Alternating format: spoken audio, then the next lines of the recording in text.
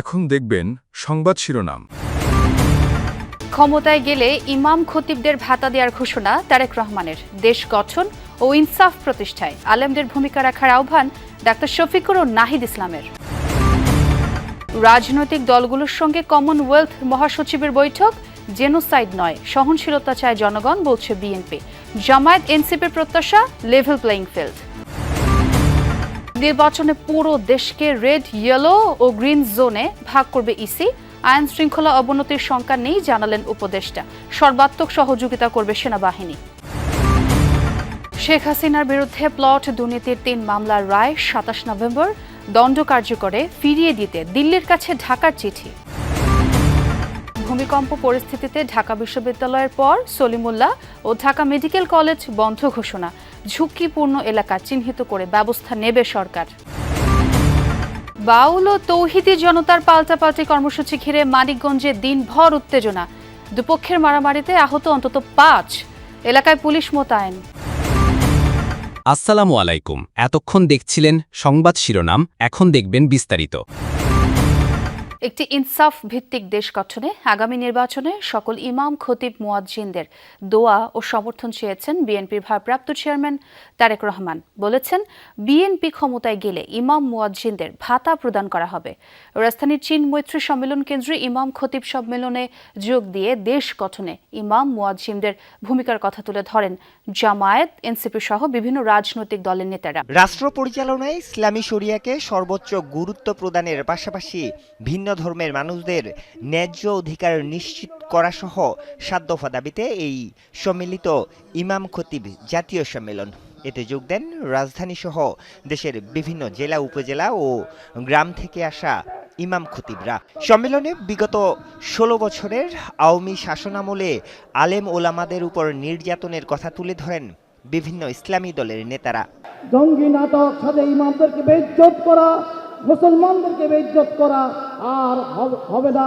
সম্মেলনে প্রধান অতিথি হিসাবে অনলাইনে যুক্ত হন বিএনপির ভারপ্রাপ্ত চেয়ারম্যান তারেক রহমান।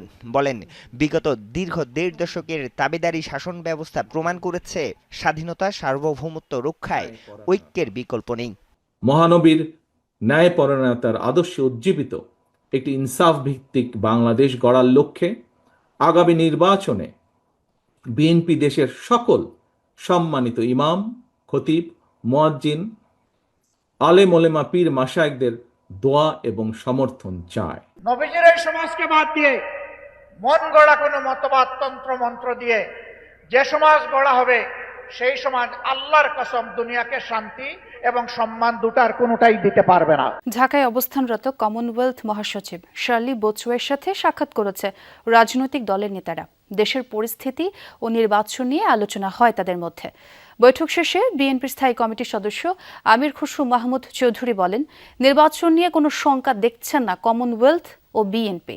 তবে লেভেল প্লেইং ফিল্ড নিয়ে শঙ্কা প্রকাশ করেন জামায়াত ও এনসিপি নেতারা। তাদের অভিযোগ, একটি দলকে বিশেষ সুবিধা দিচ্ছে প্রশাসন। 5 দিনের সফরে বৃহস্পতিবার ঢাকা এসেছেন কমনওয়েলথের মহাসচিব শার্লি বোচওয়ে।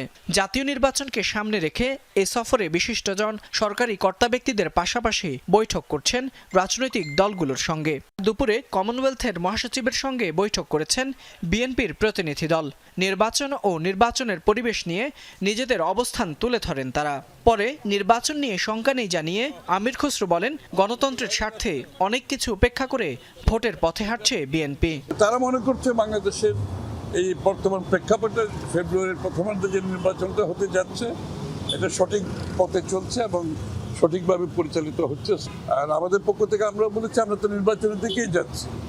আমরা তো বিএনপি সবসময় সবকিছুকে উপেক্ষা করে নির্বাচনকে প্রাধান্য দিচ্ছে, কারণ নির্বাচনের মাধ্যমে নির্বাচন হচ্ছে গণতন্ত্রের বাহক। জাতি ঐক্যবদ্ধ একটা নিরপেক্ষ নির্বাচনের জন্য দীর্ঘ প্রায় সেই 17-18 বছরের আর জুলাই আন্দোলনের রক্তাক্ত অভ্যুত্থানের মধ্যে দিয়ে জাতির এটা একটা গণ আকাঙ্ক্ষা।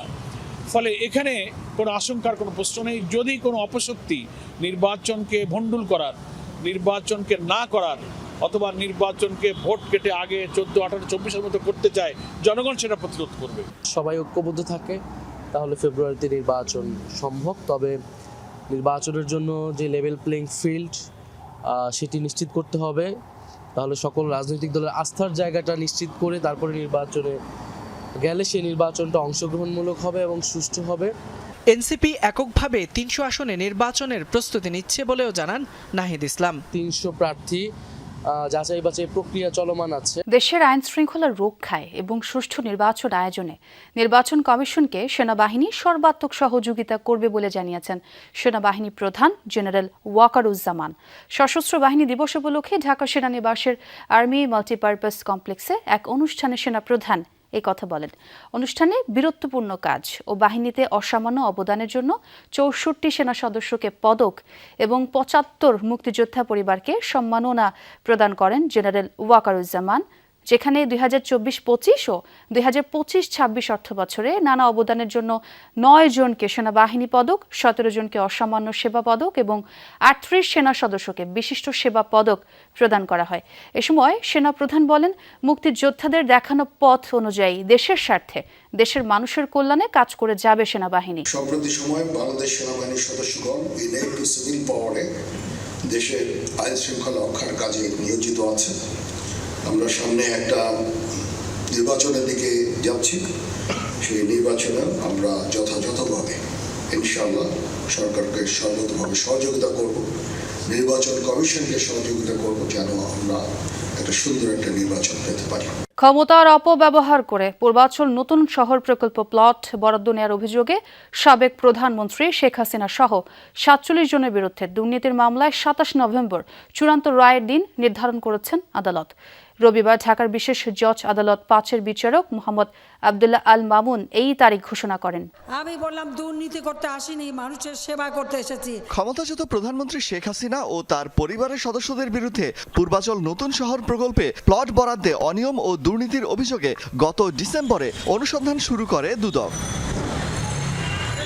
এরপর গত ১২ জানুয়ারি মেয়ে সাইমা ওয়াজেদ পুতুলের বিরুদ্ধে মামলা করে সংস্থাটি। পরদিন বোন শেখ রেহানা ও তার ছেলে রদওয়ান মুজিব সিদ্দিক ববি ও মেয়ে আজমিনা সিদ্দিক রূপন্তীর বিরুদ্ধেও মামলা করা হয়।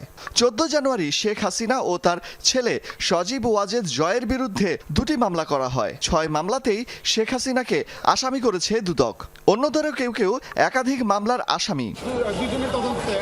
৩টি মামলার রায়ের দিন আগামী ২৭ নভেম্বর ধার্য করেছে আদালত। রবিবার ঢাকার বিশেষ জজ আদালত ৫-এর বিচারক মোহাম্মদ আবদুল্লাহ আল মামুন এই তারিখ ঘোষণা দেন।